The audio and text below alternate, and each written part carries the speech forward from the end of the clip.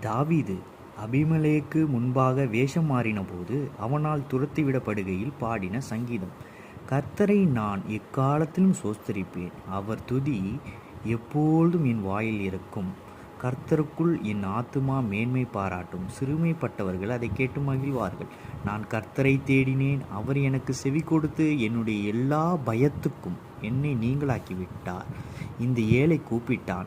கர்த்தர் கேட்டு அவனை அவன் இடுக்கண்களுக்கெல்லாம் நீங்களாக்கி இரட்சித்தார்.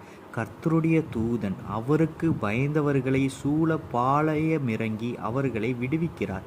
கர்த்தர் நல்லவர் என்பதை ருசித்து பாருங்கள். அவர் மேல் நம்பிக்கையாயிருக்கிற மனுஷன் பாக்கியவான்.